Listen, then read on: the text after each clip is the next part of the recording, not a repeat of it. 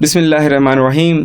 طب انبیاء و اہل بیت کی اس چوتھی کلپ میں ہم آغا صاحب سے یہ سوال کرنا چاہیں گے کہ قبلہ بیماریوں کے بہت سارے اسباب ہیں، جن میں سب سے بڑا سبب کون سا ہے؟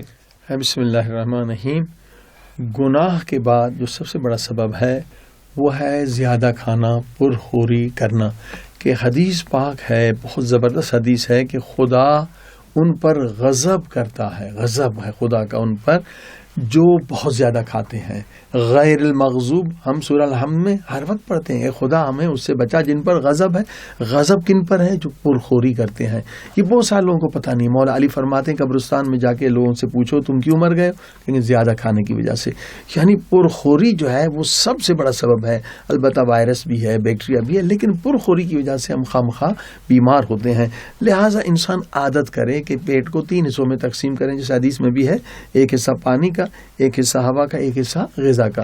تو انسان کئی بیماریوں سے محفوظ ہوگا. اس پہ دلیل یہ کہ قرآن مجید میں صرف 2 وقت کے کھانے کا ذکر ہے، کسی حدیث میں 3 وقت کے کھانے کا ذکر نہیں ہے. ناشتہ ضروری ہے اور رات کا کھانا ضروری. البتہ رات کا کھانا ہلکا ہونا چاہیے، تو آپ کی عمر بھی بڑھے گی، کیونکہ یہ مشین ہے نا، جتنا زیادہ چلائیں گے ویسے ہی انسان جلدی چلا جائے گا، یا قبرستان یا بیمارستان.